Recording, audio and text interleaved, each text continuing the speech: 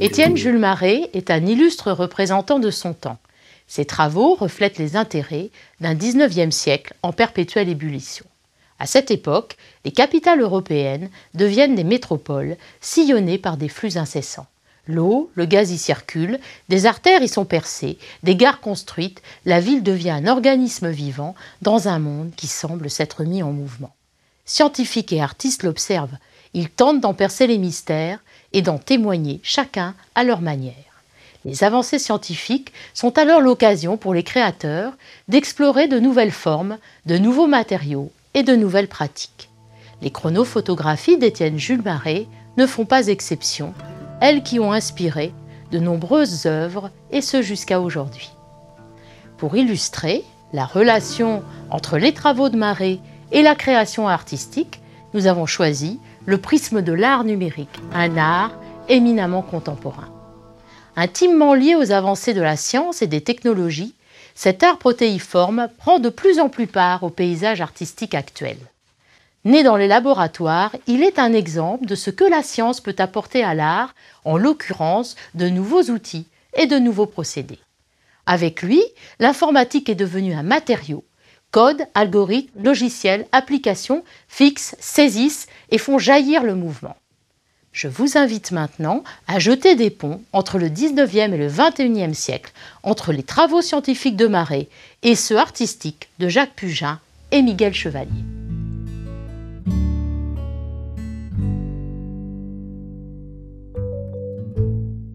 L'intérêt principal des chronophotographies est de décomposer le mouvement en une série d'instantanés pris à intervalles réguliers.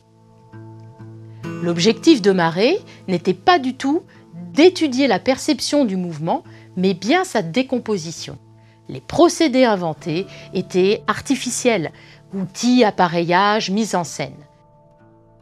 L'invisible chez lui, c'est ce que l'œil nu ne voit pas. Certains artistes contemporains, inspirés par la même question, poursuivent avec des technologies actuelles cette exploration des mystères du visible. Ainsi procède le photographe Jacques Pugin quand, à la fin des années 1970, il matérialise sur ses clichés certains mouvements à l'aide d'abord d'une bougie puis d'une lampe électrique, pratique qu'il inscrira comme précurseur du light painting.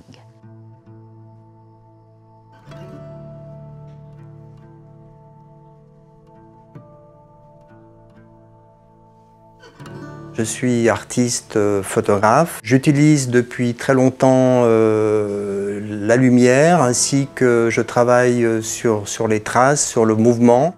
En pleine nuit, une trace lumineuse serpente jusqu'à l'horizon. Sur l'eau d'un lac, des circonvolutions rouges manifestent les mouvements provoqués à la fois par l'eau et par le vent.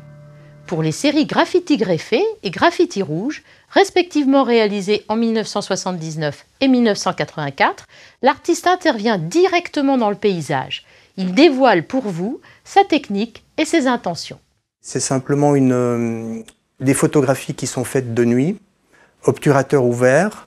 À ce moment-là, je donne quelques coups de flash pour éclairer les premiers plans. C'est important parce qu'il faut s'imaginer qu'on est dans la nuit. Quand ces coups de flash sont donnés pour avoir le sujet, quelque part, j'entre à l'intérieur du paysage. C'est à ce moment-là, avec une bougie, que je souligne, que je marque certains objets. C'était surtout pour photographier quelque part le temps aussi qui passe, laisser une trace dans l'image. Après, j'ai trouvé une autre technique pour le faire en couleur. Avec Graffiti rouge, j'ai fait les images d'une manière différente. C'est-à-dire que j'ai fait les photos en deux phases. C'est-à-dire qu'il y a une première phase, elles sont faites le jour. Je laissais mon appareil au même endroit. Et quand il faisait nuit, j'intervenais avec ma lampe dans le paysage. J'ai photographié un ruisseau et je voulais absolument photographier le mouvement de l'eau. Donc j'ai posé une bougie sur une petite coupelle qui servait de bateau quelque part. Et cette coupelle descendait le courant de l'eau et au fur et à mesure que la lumière descendait le courant de l'eau, Elle marquait le temps qui passe, l'eau qui coule dans la rivière.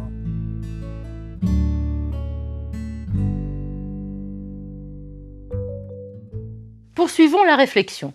En examinant les travaux photographiques de Marey, nous comprenons qu'en bon positiviste, il s'attache à isoler chaque partie du corps, à en démonter la structure.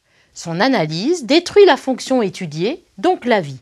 Marey ne cherche jamais à restituer l'unité du phénomène initial. S'il anime ses images, c'est seulement pour jouer avec le temps, pour mieux apprécier la décomposition du mouvement. Pour sa part, Miguel Chevalier donne vie à des formes nouvelles. Il utilise des développements informatiques pour montrer des univers en évolution. Avec lui, une plante imaginaire naît, grandit, meurt en un clin d'œil. Une vision impossible à saisir dans la réalité, mais offerte par les techniques digitales. Je m'appelle Miguel Chevalier. En fait, je suis un artiste qui utilise les technologies numériques depuis le début des années 80. Et en fait, j'ai été amené à développer des créations à partir de ces outils parce qu'au fond, je pense qu'à chaque époque, les artistes utilisent les moyens de leur temps. Beaucoup de gens pensent que le digital est en rupture avec le champ des arts plastiques, mais au fond, on s'aperçoit qu'il y a des artistes comme à la fin du 19e siècle qui ont préfiguré le monde digital, des artistes comme Seurat par exemple, qui ont inventé le rapport au pointillisme, et au fond est une préfiguration du tube cathodique. Mais ce n'est pas un hasard parce qu'il s'est intéressé lui-même aux théories scientifiques de Chevreuil sur la diffraction de la lumière. D'autres artistes comme Monet, au fond, ont travaillé à essayer de capter le rapport au temps et à la lumière. Et au fond, dans mon travail, il y a beaucoup ce rapport à la lumière et à la séquence et à la variation. Le digital est un moyen d'expression à part entière. Et au fond, je pense qu'il ouvre vraiment sur l'art du XXIe siècle. Quand on découvre les chronographies de Miguel Chevalier, il est impossible de ne pas penser aux travaux de Marey. Mais plutôt que de n'en rien savoir précisément, posons donc directement la question à l'artiste.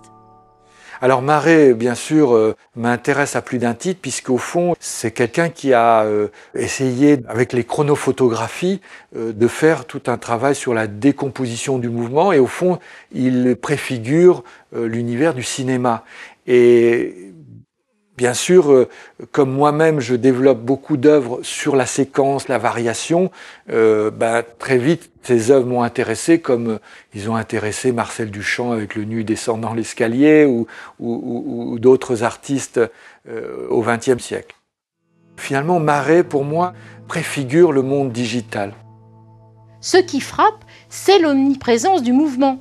Non seulement les graines virtuelles poussent, les fleurs se transforment au fil du temps, mais également interagissent avec le visiteur. Le mouvement, bien sûr, il est au cœur de mon œuvre parce qu'au fond, j'ai analysé comment certains scientifiques étudiaient la croissance de plantes. Et à partir de là, certains de ces scientifiques font des simulations de croissance de plantes, comment des plantes peuvent pousser dans des univers arides, pas arides. Et à partir de ces données-là, j'ai inventé différentes graines virtuelles. Et ces graines, au fond, sont calquées sur ces formes de croissance. Et donc, c'est ce qui fait que l'on voit ces univers se développer, se transformer.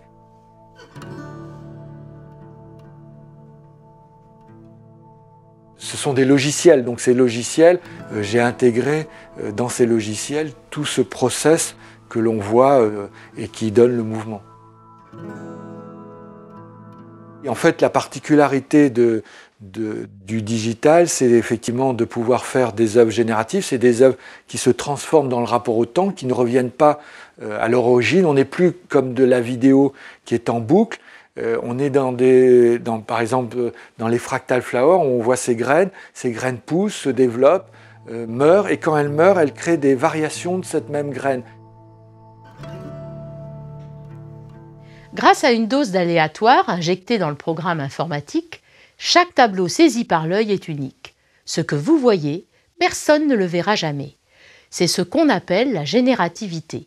Elle permet à l'ordinateur de jouer et de créer des variations en termes de taille et de couleur. Elle crée la surprise et offre à l'œuvre une certaine autonomie.